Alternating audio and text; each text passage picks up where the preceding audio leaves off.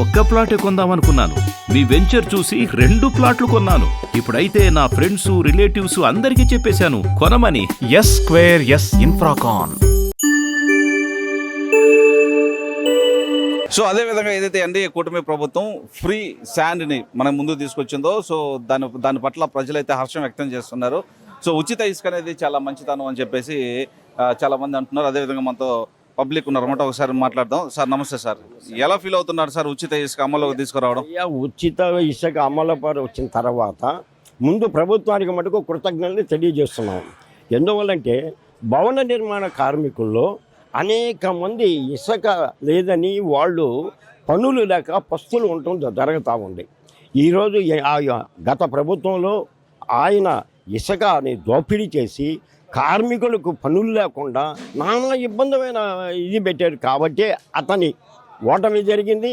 కార్మికుల యొక్క ఆవేదన అతను అర్థం చేసుకోవడం వల్ల అతను ఓటానికి కారణమైందని నేను చెప్తున్నాను. తర్వాత ఈరోజు ఇసుక ఫ్రీ చేసినందువల్ల భవన నిర్మాణ కార్మికులకి చాలా ఆనందంగా ఉంది.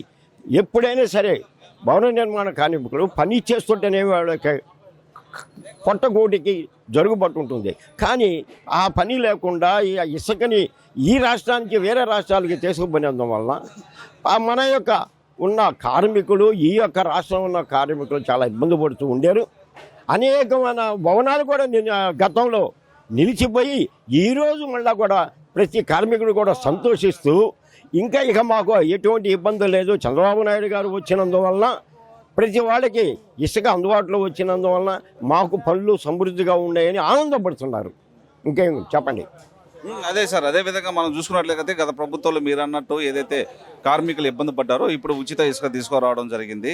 సో అదేవిధంగా ఎన్డీఏ కూటమి ప్రభుత్వంలో మనం చూసుకున్నట్లుగానైతే అక్కడక్కడ మనకి ఇసుక పాయింట్లు పెట్టి ఎవరు ఇబ్బంది పడకుండా వాళ్ళే లోడ్ చేసి మినిమం ఛార్జెస్ అనేది కూడా పంపిస్తున్నారు అనమాట ఈ ప్రభుత్వంలో అదే విధంగా కానీ ఇసుకనంతా డంపింగ్గా ఏర్పాటు చేసి ఆ దగ్గరగా ఉన్న ప్రదేశం నుంచి కానీ ఏర్పాటు చేస్తే కార్మికులు ఇంకా అభివృద్ధి ఇది చెందుతారు, ఆనందిస్తారు కూడా. ఎందువల్లంటే ఈరోజు ఇసుక తెచ్చుకోవాలంటే అయ్యా ఏమీ లేదు బాబు, ఇసుకకి డబ్బు లేకపోయినా కూడా వాళ్ళు ఈ ట్రాక్టర్లు వేలకు వేలు వసూలు చేస్తున్నారు. ఆ యొక్క ఇది పోవాలంటే డంపింగ్ యార్డ్స్ పెట్టండి. డంపింగ్ యార్డ్స్ వల్ల తక్కువ దూరంలో ఉంటుంది కాబట్టి ఇసుకని రవాణా చేసుకోవడం వాళ్ళకి ఇబ్బంది లేకుండా ఉంటుంది. సార్ మీరు అన్నట్టే డంపింగ్ యార్డ్స్ కూడా ఏర్పాటు చేస్తున్నారు కూటమి ప్రభుత్వం.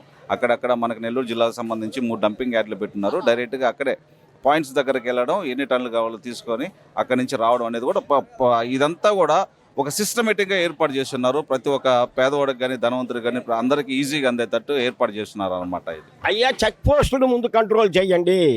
ఎందువల్లంటే చెక్ పోస్టులు ఇక్కడి నుంచి మన జిల్లాలో ఉన్న ఇసుకని ఇతర రాష్ట్రాలకు పోవడం, ఇతర రాష్ట్రాలకు పోవడం వల్ల చాలా ఇబ్బంది పడుతుంది. ఇప్పుడు ఉదాహరణకి తనలో చెక్ పోస్టులు ఉన్నాయి. అక్కడి నుంచి ఎంతో ఇసుక తమిళనాడు పోతుంది. ఇటు ముల్బాగ్లో ఒక చెక్ పోస్ట్ ఉంది. ఇక్కడి నుంచి కూడా ఇసుక అటు పోతుంది. కాబట్టి రాష్ట్రాల యొక్క సరిహద్దుల్లో దీన్ని కంట్రోల్ చేస్తే మన యొక్క ఆంధ్రప్రదేశ్కి ఎటువంటి ఇబ్బంది లేదు, ఎటువంటి కార్మికుడు ఇబ్బంది పడని నేను చెప్తున్నా. సార్ నమస్తే సార్, బాగున్నారా సార్? ఉచిత ఇసుకని అమల్లోకి తీసుకొచ్చారు ఎన్డీఏ కూటమి ప్రభుత్వం, దాని పట్ల మీ అభిప్రాయం ఏంటి సార్? తెచ్చినందువల్ల కార్మికులు చాలా ఆనందంగా ఉన్నారు. ప్లస్ ఆ డబ్బులు ఇంతకుముందు ఇల్లులు కట్టాలంటే ఇసుక కొనలేక నానా ఇబ్బందులు పడుతున్నారు. ఇప్పుడు కార్మికులు కానీ బేల్దారులు కానీ చాలా సంతోషపడుతున్నారు, చంద్రబాబును అభినందిస్తున్నారు. అది అదేవిధంగా గత ప్రభుత్వంలో మనం చూసుకున్నట్లుగానైతే ఇసుక కొనాలన్నా కానీ భయపడేవారు. అదేవిధంగా చిన్న ప్రహరీ కట్టుకోవాలన్నా కానీ ఇసుక తెచ్చుకునే దానికి నానా తంటాలు పడేవారు, ఎక్కువ రేటు ఉండింది అని చెప్పి చాలామంది చెప్తున్నారు. సో ఇప్పుడు అదంతా లేదు, అది వాస్తవమే అంటారు? అలా గతంలో జరిగింది 100% వాస్తవం, దాంట్లో తిరగలేదు. జనాలు చాలా హర్షం చేస్తున్నారు, అన్ని సంతోషపడుతున్నారు కార్మికులు. ఇంతకుముందు శ్రీకాకుళం వాళ్ళు అయితే పనులు లేక రోడ్ల మీద కూర్చొని బాధపడేవాళ్ళు గతంలో. ఇప్పుడు చాలా ఆనందపడుతూ ప్రతి ఒక్కరికి పని దొరుకుతుంది, చాలా సంతోషంగా ఉన్నారు. దానికి నేను అభినందిస్తాను మన ప్రభుత్వాన్ని. అదేవిధంగా చిన్న ఇంకొక ప్రశ్న, అన్నా క్యాంటీన్స్ అనేది గతంలో ఇంతకుముందు తెలుగుదేశం పార్టీ ఉన్నప్పుడు దాన్ని అభివృద్ధి చేసే కార్యక్రమంలో ముందుకు తీసుకురావడంలో అనేక అన్నా క్యాంటీన్లు ఏర్పాటు చేశారు. ప్రతి పేదవాడికి కూడా ₹5 భోజనం పెట్టారు. ఇప్పుడు మనం చూసుకున్నట్లుగానైతే గత ప్రభుత్వాలు అవి తీసేశారు, మళ్ళీ ఇప్పుడు పునర్నిర్మాణం చేస్తున్నారు. సో అది ఎలా అనిపిస్తుంది సార్ మీకు? అది ఇప్పుడు ప్రతి ఒక్కరు సంతోషపడుతున్నారు. రిక్షా కార్మికులు కానీ, బేల్దారులు కానీ, పని చేసుకునేవాళ్ళు కానీ, కూలి వాళ్ళు కానీ మొత్తం సంతోషపడుతున్నారు. ఇంతకుముందు అయితే నానా ఇబ్బందులు పడుతున్నారు. అన్నా క్యాంటీన్ తీసేసిన తర్వాత పస్తులు ఉన్నారు. ఇప్పుడు ఎవరు పస్తుండే పరిస్థితి లేదు. సంతోషంగా అన్నా క్యాంటీన్ పెట్టినందువల్ల ఆనందపడుతున్నారు. ఇప్పుడు ఎన్డీఏ కూటమి ప్రభుత్వం ఏదైతే తెలుగుదేశం పార్టీ ఉందో ఉచిత ఇసుకనే అభివృద్ధిలోకి తీసుకొచ్చింది అనమాట. దాని పట్ల మీ అభిప్రాయం ఏంటి సార్?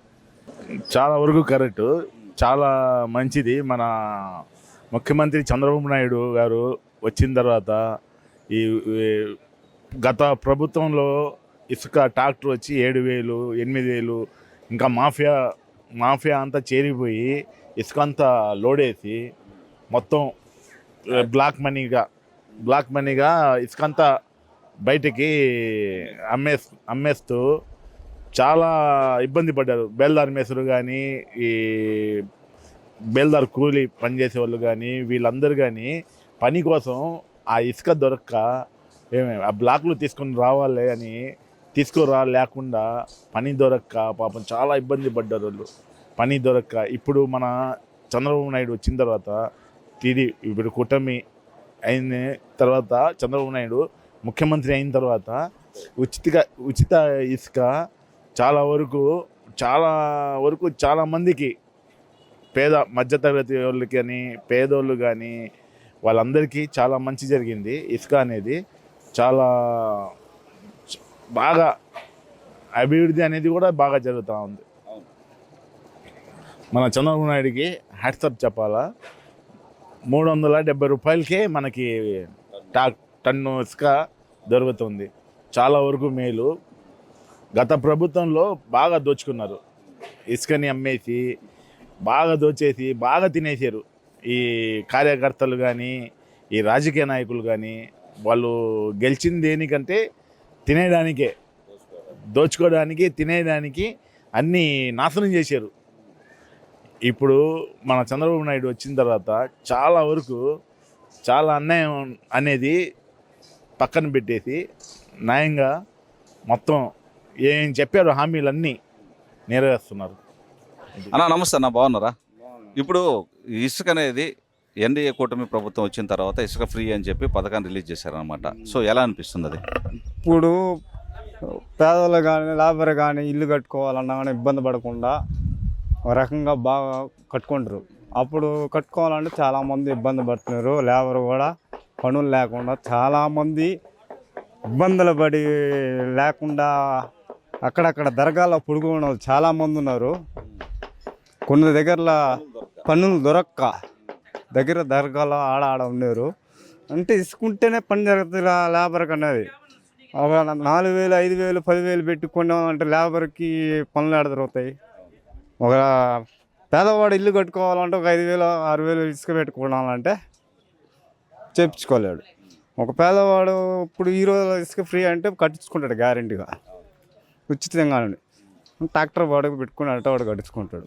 ఇప్పుడు లేబర్కి అందరికీ సౌకర్యంగా ఉంటుంది.